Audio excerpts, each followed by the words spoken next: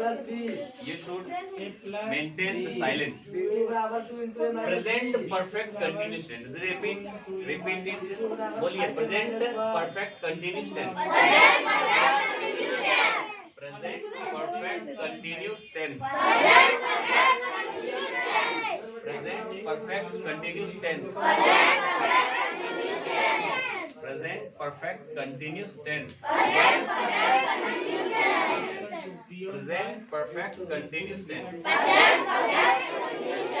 अभी याद हो गया होगा। किसी भी चीज को अगर आप 5 बार पढ़ लेंगे तो वो आपको याद हो जाना चाहिए। ओके, सो अभी हिंदी जो वाक्य हम लोग बोलते हैं, हम लोग जो हिंदी वाक्य बोलते हैं ना, बहुत सारे प्रकार के वाक्य बोलते हैं, अलग अलग प्रकार के टेंसेस में रहते हैं। तो कैसे हम लोग पहचानेंगे कि वो वाक्य प्रेजेंट परफेक्ट कंटिन्यूअस टेंस का ही है? सबसे पहले हम हिंदी वाक्य को पहचानेंगे, उसी के अकॉर्डिंग हम उसको इंग्लिश में ट्रांसलेट करेंगे। तो उसको पहचानने के लिए क्या करेंगे, देखेंगे उसका हिंदी वाक्य के क्रिया को देखेंगे। कहाँ देखेंगे? क्रिया। और क्रिया के अंत में होना चाहिए क्या? पी रही हूँ, दे रहे हैं, है ना, पी रही हूँ, ता रहा है, ये सब रहना चाहिए। पी रही है, ता रहा हूँ, ये सब रहना चाहिए। ठीक है, ये मैं जितना अंडरलाइन किया हूँ ना, ये सब अगर रहे क्रिया के अंत में, जैसे मैं 10 वर्षों से पढ़ाता रहा हूँ, मैं 10 वर्षों से पढ़ाता रहा हूँ, आप लोग 6 महीने से पढ़ते रहेंगे यहाँ पे। और वो राम 5 घंटों से सोता रहा है। मतलब इसमें होता क्या है, कुछ कार्य आपका खत्म हो गया है और कुछ कार्य अभी चलता रहा। यहाँ पर दोनों है, परफेक्ट और कंटिन्यूस दोनों है। परफेक्ट ये कहता है कि कार्य आपका खत्म हो चुका है। परफेक्ट टेंस में हमने पढ़ा था ना, प्रेजेंट परफेक्ट में मैं खा चुका हूँ। लेकिन यहाँ पर कहता है कि कुछ कार्य अभी कंटिन्यूस है। कंटिन्यूस मतलब अभी भी चालू है, जारी है।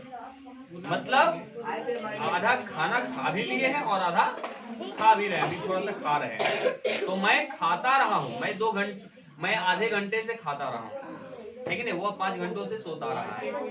मैं सोमवार से उपवास करता रहा हूँ। ठीक है, तो इस तरह के वाक्य जब रहेगा तो हम समझ जाएंगे कि प्रेजेंट परफेक्ट कंटिन्यूअस टेंस का वाक्य है।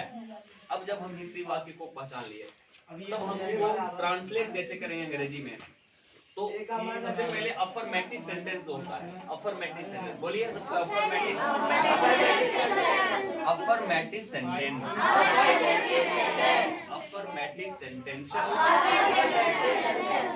इसका मतलब है सकारात्मक वाक्य। क्या होता है? इसमें कोई नकारात्मक या क्वेश्चन वर्ड ना हो, उसको कहते हैं सकारात्मक वाक्य। और इसका जो स्ट्रक्चर होता है बच्चों, वो होता है, पहले हम इसमें सब्जेक्ट को रखेंगे। किसको रखेंगे?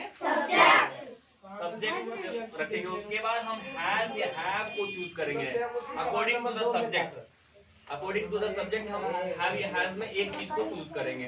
तो कब हम चूज करेंगे हैव को, कब हैज को, ये तो मैं पहले भी आपको प्रेजेंट परफेक्ट टेंस में भी बताया था कि अगर सब्जेक्ट में ही, शी, इट या किसी एक सिंगुलर पर्सन का नाम हो तो उसमें हम हैज का इस्तेमाल करते हैं ना।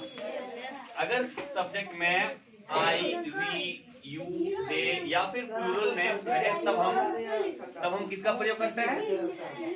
हैव का प्रयोग करते हैं। अंडरस्टूड? समझ में आ गया सबको? तो यहाँ पे हम हैव या हैज में एक चीज को चूज कर लेंगे। उसके बाद हम बीन को लगाएंगे। क्या लगाएंगे बच्चों? और उसके बाद वर्ब 1 प्लस ing लगा देंगे, तो वो वर्ब 4 बन जाता है, वर्ब का चौथा रूप। ठीक है, वर्ब 4 बनेगा। और उसके बाद हम ऑब्जेक्ट लगाएंगे। फिर यहाँ पर अलग से 2 चीज, फॉर या सिंस में से एक चीज को चूज करना है। देखिए बच्चों, ये जो सिंस होता है ना, सिंस का प्रयोग हम तब करेंगे जब जो पॉइंट ऑफ टाइम रहे। जैसे पॉइंट ऑफ टाइम क्या है? सोमवार से, है ना, जनवरी से, सुबह से, शाम से, 2020 से, ऐसा कुछ समय दिया रहे, निश्चित समय। 2020 एक निश्चित पॉइंट है, वहां से स्टार्ट हुआ है। सुबह एक निश्चित समय होता है, वहां से शुरू हुआ है ना। उसी तरह सोमवार से, है ना।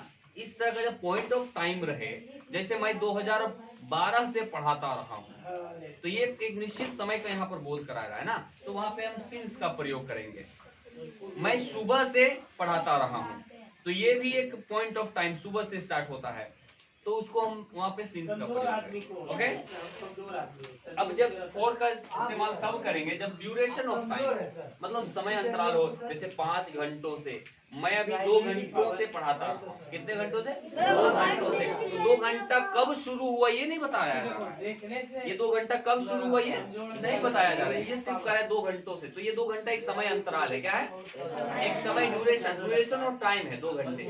लेकिन अगर रहता सुबह से तो ये ड्यूरेशन ऑफ टाइम नहीं, ये पॉइंट ऑफ टाइम हो जाता। अगर रहता 10 बजे से तो ये भी हो जाता पॉइंट ऑफ टाइम। लेकिन अगर है 10 घंटों से तो ड्यूरेशन हो जाता। तो 10 घंटों से, 2 महीनों से, 5 वर्षों से, 4 महीनों से, इस तरह रहे 10 मिनट से, तो उसमें हम और का प्रयोग। ओके, इतना कुछ समझ लिया बच्चों आप लोगों ने? अब हम एग्जांपल्स लेंगे, एक एक करके उदाहरण लेते हुए एक एक वाक्य को इंग्लिश में ट्रांसलेट करना सीखेंगे। सो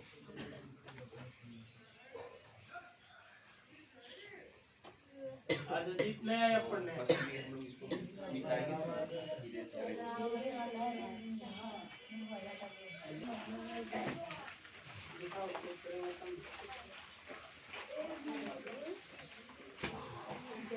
So dear students, let's have some examples. Okay, so now we shall सबसे पहले मैं अपने बारे में ही बताता हूँ। मैं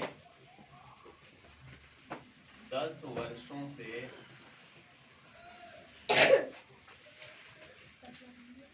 पढ़ाता रहा हूँ। 10 वर्ष हो गए बच्चों मैं पढ़ा रहा हूँ अभी तक। तो सबसे पहले इसको देखेंगे। इसमें हम लोग को सबसे पहले क्या लगाना है? सब्जेक्ट। सब्जेक्ट यहाँ पर क्या हो गया? मैं का मतलब होता है आई, और उसके बाद आई के साथ हैज लगेगा या हैव का प्रयोग होता है। तो आई हैव, उसके बाद बीन हमने अलग से लगाया है, आई हैव बीन। और पढ़ाना का क्या होता है बच्चों? टीच। तो यहाँ पे टीचिंग हो जाएगा, verb plus ING, I have been teaching. और अब यहाँ पर 10 वर्षों से है, यहाँ ऑब्जेक्ट नहीं है, कोई ऑब्जेक्ट तो नहीं है। अगर यहाँ लगता कि मैं 10 वर्षों से अंग्रेजी पढ़ाता रहा हूँ तो यहाँ पे इंग्लिश लग जाता। यहाँ क्या लग जाता? हाँ, लेकिन नहीं है तो उसको छोड़ो, ऑब्जेक्ट नहीं है तो कोई बात नहीं। अब यहाँ पे है 10 वर्षों से, तो अब यहाँ देखना है फॉर लगेगा या सिंस। हमने 2 चीज आपको बताया था, या तो आप फॉर लगाएंगे या फिर सिंस लगाएंगे। तो मैंने फॉर के लिए बताया था ड्यूरेशन ऑफ टाइम और सिंस के लिए बताया था पॉइंट ऑफ टाइम। तो यहाँ पे 10 वर्षों से है, तो यहाँ ड्यूरेशन ऑफ टाइम है कि सिंस पॉइंट ऑफ टाइम है?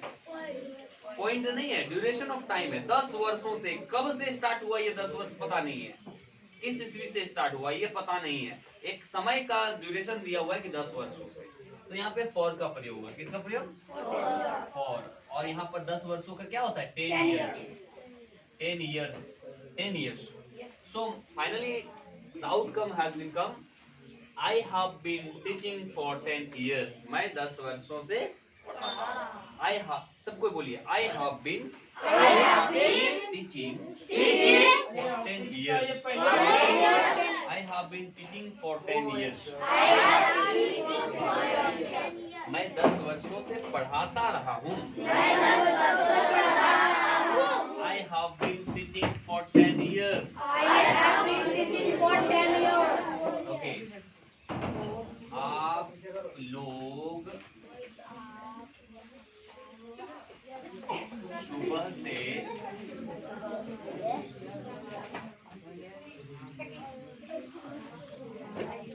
अंग्रेजी पढ़ते रहे हैं। आप लोग सुबह से अंग्रेजी पढ़ते रहे हैं। तो इसका आप लोग का क्या होता है? आप लोग का इंग्लिश, आप लोग का इंग्लिश क्या होता है? देखिए, आप रहे, आप लोग रहे, तुम रहे या तुम लोग रहे, सबका इंग्लिश क्या होता है? यू मतलब तुम भी होता है, यू मतलब तुम लोग भी होता है, यू मतलब आप भी होता है, और यू मतलब आप लोग भी होता है। तो यू और यू के साथ हैव का प्रयोग होता है बच्चों। इसमें हम बीन लगा देंगे अलग से, बना लीजिएगा। You have been. और पढ़ रहे हैं, पढ़ते रहे, तो इसका मतलब रीडिंग क्या हो जाएगा?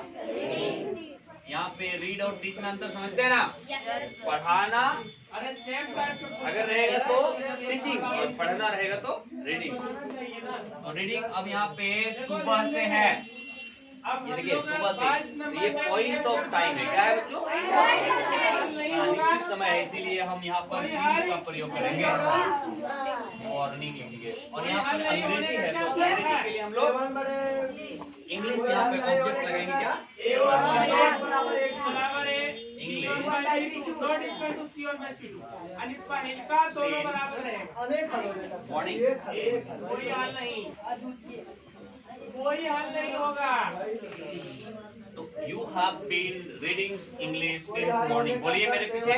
You have been reading English since morning. You have been reading English since morning. आप लोग सुबह से अंग्रेजी पढ़ते रहे हो।